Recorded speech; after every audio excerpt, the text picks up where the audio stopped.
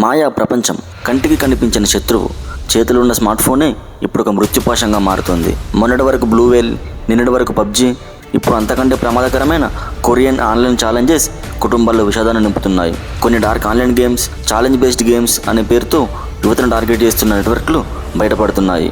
ముఖ్యంగా టీనేజ్ అమ్మాయిలు మాయలో పడుతుండడం గమనార్హం. రీసెంట్గా ఉత్తరప్రదేశ్లో 3 మైనర్ అక్క చెల్లెళ్ళు సూసైడ్ చేసుకున్న ఘటన దేశవ్యాప్తంగా కలకలం రేపింది. అసలు ఈ కొరియన్ గేమ్స్ ఏంటి, వాటిలో ఉండే వింత టాస్కులు ఏంటి, చిన్నారుల మీదలను ఎలా కంట్రోల్ చేస్తున్నాయి, దీని నుంచి మన పిల్లలను కాపాడుకోవడం ఎలా అనే విషయాలు మీకోసం. ఉత్తరప్రదేశ్కు చెందిన చేతన్ కుమార్కు 2 భార్యలు, వారికి 5 పిల్లలు. వీరిలో నిషిక, ప్రాచి, పకి అనే 3 అమ్మాయిలు 3 ఏళ్ళుగా ఆన్లైన్ గేమ్స్కు అడిక్ట్ అయ్యారు. స్కూల్కు వెళ్లకుండా, ఎవరితోనూ మాట్లాడకుండా ఫోన్కి అతుక్కుపోయేవారు. దీంతో వారిని గేమ్స్ ఆడొద్దని పేరెంట్స్ చెప్పారు.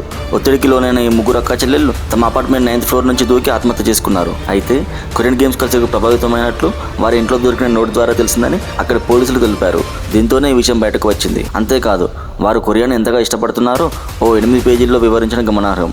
అసలు ఇలాంటి గేమ్స్ ఏంటి, ఎందుకు మైనర్లను టార్గెట్ చేస్తున్నాయి, వాటిలో ఉండే టాస్కులు ఏంటి, పూర్తి చేస్తే ఏమవుతుందనే విషయాలను ఇప్పుడు చూద్దాం. ఈ గేమ్స్ని కొరియన్ గేమ్స్గా పిలుస్తున్నారు. నిజానికి ఇవి ఏ దేశానికి చెందినవో స్పష్టత లేకపోయినా ఆన్లైన్ కమ్యూనిటీల్లో, సోషల్ మీడియా గ్రూపుల్లో, టెలిగ్రామ్ వంటి ప్లాట్ఫామ్ల ద్వారా మైనర్లకు చేరుతున్నాయి.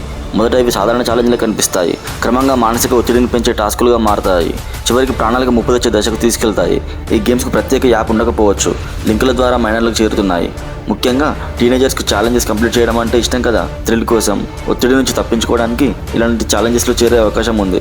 రాత్రి లేట్గా మేల్కొని ఉండటం, ఒంటరిగా కూర్చోవడం, కొన్ని వీడియోలు చూడటం, చాట్లో ఇచ్చిన సూచనలను ఫాలో అవ్వడం వంటి టాస్కులు ఫస్ట్లో నార్మల్గానే ఉంటాయి. క్రమంగా ఇవి మానసిక ఒత్తిడిని పెంచేలా మారతాయి.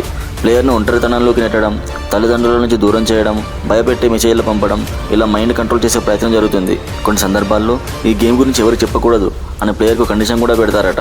వారు పాటించకపోతే ఫోటోలు, డేటా లీక్ చేస్తామని బెదిరింపులు వచ్చే అవకాశం కూడా ఉందట. దీంతో గేమ్ నుంచి బయటకు రావడానికి వారు భయపడతారు. ఈ గేమ్స్లో ముఖ్యంగా కనిపించే అంశం భయపెట్టడం. ప్లేయర్ గేమ్ నుంచి బయటకు రావాలనుకుంటే నీకు ప్రమాదం జరుగుతుంది, నీ కుటుంబానికి హాని అని బెదిరింపులు పంపే ఘటనలు గతంలోనూ బయటపడ్డాయి. అయితే ఇవి ఎక్కువగా మానసిక ఒత్తిడిని పెంచే ట్రిక్స్ మాత్రమే. కానీ టీనేజ్ వయసులో ఉన్న పిల్లలు వాటిని నిజంగానే నమ్మే ప్రమాదం ఉంది. దీంతో వారు గేమ్ అడ్మిన్ చెప్పిన టాస్క్లను ఫాలో అవుతూనే ఉంటారు.